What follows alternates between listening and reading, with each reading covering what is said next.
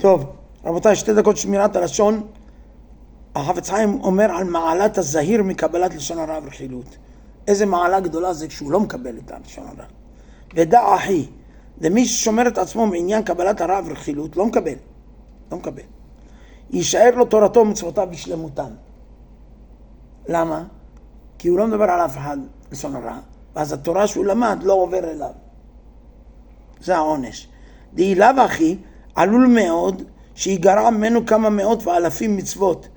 עניית אמן ואמן יש מרבה ולימוד תורה, כידוע הוא שמטבע על עצים ובעלי לשון הרע לספר ענייניהם וסיפוריהם למי שירצה לשמוע עליהם, אפילו בבית הכנסת ובבית המדרש בשעה שעוסקים בתורה.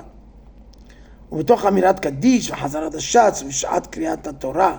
אבל מי שנתפרסם עניינו בתוך העיר, שלא יובל לשמוע לשון הרע ורכילות.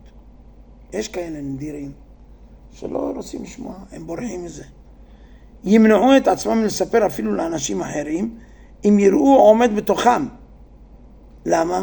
פן יעשה אותם למספרי לשון הרע לפני השומעים, וכל שכן שלא יספרו לו בעצמו. ודע עוד הוא אומר, למי שרוצה להיות זהיר בשלמות מקבלת לשון הרע ורכילות, יהיה רגיל תמיד להוכיח על אנשי ביתו ולהציע לפניהם גודל השכר למי שזהיר בדיבור. אתה חושב שאתה עכשיו מתאפק, אתה סובל, אבל תדע כמה אתה מרוויח. ולהפך, גודל העונש רחמנא ליצלן. בעלי לשון הרע, אוי ואבוי איזה עונש יש להם. כדי שלא ייפול על ידי סיפוריהם ברשת קבלת לשון הרע ורכילות. בעיין בחפץ חיים בחלק א' בכלל ח' וחלק ב'.